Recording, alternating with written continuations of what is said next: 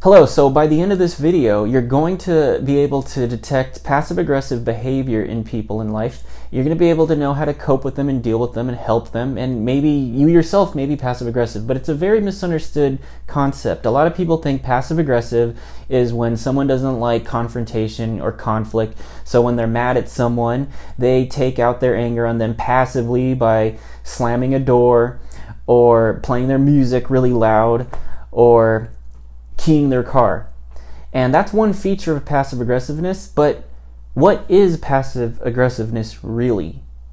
What it really is, there's a concept called the 8 stages of development that was formulated by Erik Erikson, the psychologist.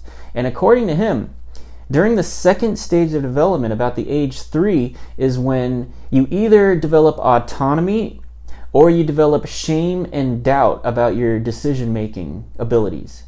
So if you had parents that were always making decisions for you, picking out what you're gonna wear, what toys you're gonna play with, what you're gonna eat, and they never let you make decisions for yourself during this second stage of development, then you grow up to be passive-aggressive because as an adult, you're trying to express your autonomy because you missed your chance when you were a child. That's when you were supposed to have been expressing it and developing it, but you didn't get to. So now you have to do it as an adult.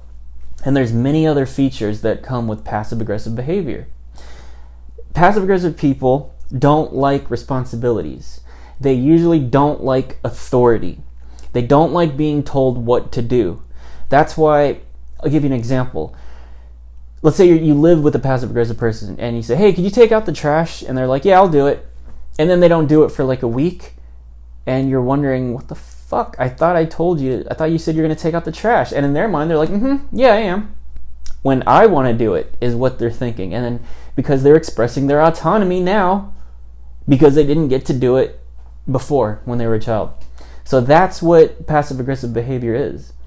And if you see these behaviors, remember what they are: procrastination, dislike of responsibilities, and dislike of authority, and then of course the classic dislike of confrontation and conflict. If you see that combination of behaviors in someone, the odds are they're passive aggressive. So for hypnotherapy, the way we would work with a passive aggressive person in changing that behavior is by inner child work. So we take them back to the second stage of development and we allow them to actually do a little hypnodrama and relive that formative year, that age 3, and they can then express their decision-making skills when they weren't allowed to.